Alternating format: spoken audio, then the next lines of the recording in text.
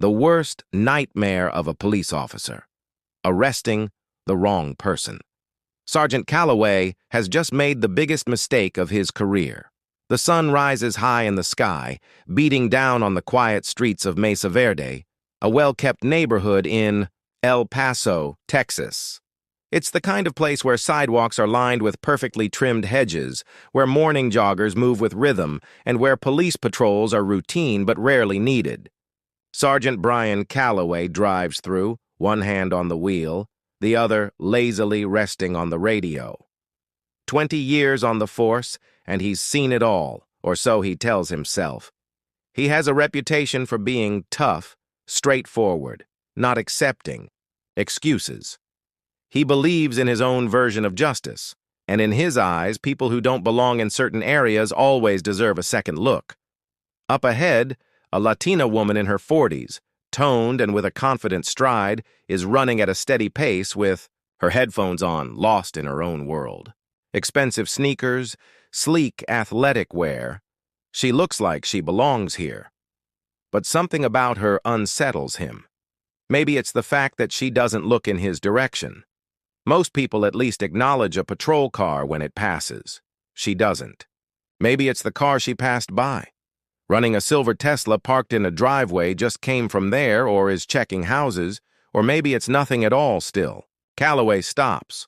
The tires squeal against the pavement as he gets out. He places a firm hand on his service belt without reaching for anything, just making sure it's noticeable. His eyes fix on her as he slows down. Taking off his earpiece, he's breathing. Heavily but controlled, wiping a bit of sweat from his forehead, barely seems affected by his presence. "Something wrong, officer?" she asks, still catching her breath.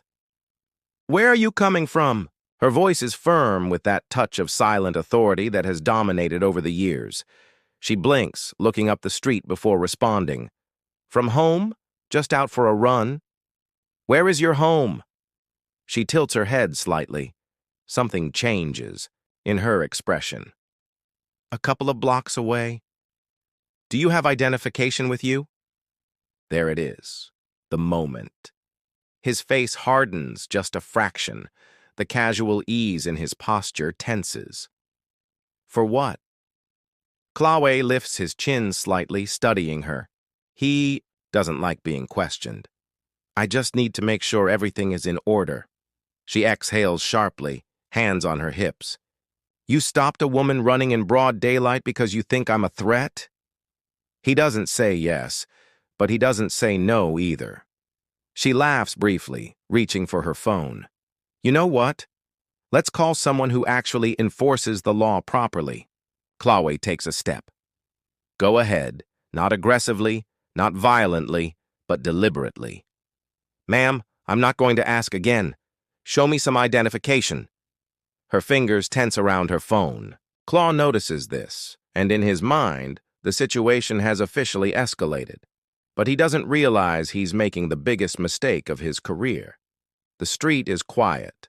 The only sounds are the occasional whisper of leaves and the distant murmur of traffic. But for Isabella Morales, the world has narrowed down to the man in front of her. The officer standing too close, the weight of his gaze pressing down like an invisible force. She knows this routine, knows the pattern, knows what it happens when someone like her challenges someone like him, but also knows her rights. "I am not required to carry identification while I run," she says calmly. Callaway shifts, adjusting his posture. That's right, his voice is calm, unyielding. But Callaway sees it differently. To him, it's a challenge. He looks around. The street is mostly empty. Just a few houses with closed shutters, one or two people in their yards watching subtly, no one intervening. "I am investigating suspicious activity," he says, his voice sharp. "What activity?" Call pauses, not expecting to be challenged like this. "You were running next to a house that had a high-value vehicle in the driveway," he says, as if that justifies everything. Isabella laughs, but there's no humor in it. "Are you referring to the Tesla? So now running next to a parked car is a crime?" Callaway's jaw tightens. You are refusing to identify yourself. I am refusing to be harassed. That word, harassed. Callaway feels something burn in his chest, his authority being questioned in broad daylight in front of strangers. He steps closer. You are resisting my investigation. Isabella's expression hardens. I am not resisting anything. You are abusing your badge and you know it. Her hand moves near her phone again, and Callaway doesn't think. He reacts, grabbing her wrist. It happens quickly, the shift from words to action, a moment. He is holding his position when suddenly he is pulling her arm back, metal handcuffs shining, in the sun. What the hell? She screams, struggling against his grip. You are under arrest for obstruction, Call says automatically, as if reading from a script. People stop and stare. A man on his porch pulls out his phone, recording. A woman across the street watches, frozen in place. You're making a mistake, Isabella says through clenched teeth, struggling to keep her voice steady. Callaway tightens the cuffs, ignoring the eyes on him. You should have cooperated. Isabella exhales sharply through her nose, her pulse pounding. In her ears, but her voice is firm when she speaks. You don't even know who I am, Callaway. He doesn't care, but he should, because her world is about to come crashing down. The steel of the handcuffs digs into Isabella's wrists as Callaway tightens his grip, pressing her arms back. Her chest rises and falls, controlled but tense. She's been here before, not in these exact handcuffs, not in this exact moment. But she knows this feeling, the weight of power being abused. Callaway doesn't see the problem. He sees a victory. Another suspect neutralized, another moment where he can walk away feeling like he has control. But the world around him is changing. A small crowd is forming. A man across the street keeps filming with his phone, capturing every second. A woman standing near her mailbox shouts, "She wasn't doing anything!" Callaway ignores them, presses his radio. Dispatch, I have a 10:15 female suspect refusing to identify herself, sending for transport. Isabella chuckles softly. Do you really think this is going to work out in your favor?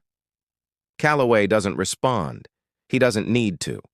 The law is on his side, or at least that's what he's always believed. Another voice cuts through the air. Excuse me, officer, what's going on here? A man in his 50s, well-dressed with an air of authority that doesn't match the rest of the onlookers. His jacket is draped over a shoulder, and his eyes go from Isabella to Callaway. Callaway doesn't flinch. Sir, please step back. The man doesn't move, standing in place, looking at Isabella, then at the handcuffs, then back at Callaway. I asked what was going on. She was being uncooperative, says Callaway, his voice firm but slightly slipping. The man tilts his head. Uncooperative? Isabella exhales sharply, shaking her head. He stopped me while I was running, asked for ID. I told him I didn't need to carry one, and now here we are. The man looks back at Callaway. You arrested her for running, refused to comply with an investigation? The man's expression darkens. Callaway can feel the change. The weight in the air is different. He notices the way people are looking, the way the man standing in front of him is not afraid. A black SUV stops. Tinted windows, unmarked plates, the kind of vehicle Callaway knows belongs to someone with influence. The driver's door opens and Captain Ronald Bricks, the commanding officer of Callaway, steps out, looking furious. The crowd parts slightly as Bricks walks towards them. His eyes fixed on Callaway, the tension is thick. Callaway straightens, trying to maintain his control posture, but something feels off. Bricks stops a few feet away, looking between Callaway and Isabella, who is still handcuffed. His jaw tightens. Then he says two words that hit Callaway like a hammer. Take off the handcuffs. Callaway blinks. Sir. Bricks steps forward. I said take off the handcuffs now. Callaway hesitates. This doesn't make sense. Your boss is ordering you to release a suspect. Bricks turns to Isabella. I'm very sorry, ma'am. She's injured. Isabella shakes her head slowly. I'm fine. Callaway's stomach sinks. Bricks exhales through his nose before turning to Callaway. Do you even know who you just handcuffed? The street is silent. Callaway swallows hard, his grip on the handcuffs loosening slightly. Sir, she refused to identify herself. Bricks steps forward, lowering his voice. That's because she doesn't have to. Cog's heart pounds, the way everyone is looking. The way Bricks isn't just angry, he's furious. Isabella watches him carefully, her voice calm, controlled. My name is Chief Isabella Morales. Callaway stops breathing. She lets him sit, lets him process, and then adds, her voice sharp as steel. And you just arrested your boss. The weight of those words hits like a truck. Callaway's mouth goes dry. He feels the eyes of every person in that crowd, the cameras recording the neighbors, whispering the moment falling over him. But this is not over yet. Callaway freezes the words, hit like a punch to the stomach, leaving him standing there, hands still in handcuffs, brain struggling to process what just happened. Boss, Isabella Morales. His boss. The woman who just humiliated him in broad daylight, treated like a suspect, as if he were some kind of threat. She is the highest-ranking officer in the department. Bricks's voice cuts through the silence. I said, take off. The handcuffs. Callaway doesn't hesitate this time, his hands trembling slightly as he releases the handcuffs, stepping back while Isabella rubs her wrists. The red marks left behind make his stomach churn. The crowd is silent, but the tension is electric. The phones keep recording. The man in the suit is watching with an expression that makes Callaway's skin crawl with something akin to shame. Isabella takes a deep breath, composed, but there's a sharpness in her eyes that Callaway doesn't overlook. He rolls his shoulders before turning to face him directly. Do you think your badge gives you the right to arrest anyone you want? Her voice isn't raised, but it cuts through the air like a knife. Do you think running while being the target is a crime? Callaway opens his mouth, then closes it. He has nothing. No justification. No excuse that doesn't sound weak. Isabella tilts her head, observing him carefully. I saw you make a decision today. I saw you decide that I didn't belong here. You didn't know who I was, and that was all you needed to see me as a suspect. Callaway shifts his weight, his face hot, but he can't break eye contact. Isabella steps closer, her voice lower, now just for him. You put your hands on me. You humiliated me. You were ready to throw me in the back of a patrol car for nothing, and if it were anyone else, if I weren't in this uniform, you know exactly how it could have ended. How it could have ended. Callaway swallows, his hands clenching at his sides. She leans slightly. How many others have you done this to? That question hits him harder than anything else because the answer is not zero. Bricks intervenes, his voice firm. Sergeant Callaway is relieved of duty until further notice. Turn in your badge and weapon. The words hurt. Callaway's fingers hover over his belt, his pride battling with the reality in front of him. The moment stretches too long, too thick with unspoken weight, and then he slowly unbuckles his badge, placing it in the palm, waiting for Bricks. Then his service weapon. His heart pounds in his chest, but he forces his face to remain neutral. Isabella watches him for a long moment. There is no satisfaction in her expression, no arrogance, just a silent and heavy disappointment. She shakes her head, exhaling slowly. You need to take a long, hard look at yourself, Sergeant, because after today, everything changes. Callaway does not respond. What could he possibly say? The weight of his decision settles heavily on his chest as he walks away. The camera keeps rolling. The crowd keeps whispering. But what torments him the most is not losing his badge. It is the realization that today he not only made a mistake, he exposed himself, and there is no going back from that. Callaway sits in his car looking at the steering wheel. The engine is off. His hands rest in his lap. Fingers slightly curled as if they still remember the weight of the handcuffs he placed on his wrists. His badge and weapon are gone. His career hanging by a thread, the air feels thick, suffocating. Finally, he looks up, watching. The neighborhood unfold before him. The same quiet street, the same trimmed hedges, the same houses that looked so normal just an hour ago. But now everything feels different. He watches as Chief Isabella Morales stands near her SUV talking to Bricks. Her body language is controlled, but there's a fire in her eyes that he can't ignore. He sees the way the onlookers look at her, not as a suspect, not as a threat, but as a leader. The weight of what she did settles deep in his gut. For the first time in years, Callaway is unsure of himself. He has prided himself on being a lawman, believing he was fair, that he only acted when necessary, that his instincts were always correct. But today his instincts were wrong, and it cost him everything. Bricks finally finishes speaking and heads towards his own vehicle. Isabella turns, locking eyes with Callaway through her windshield.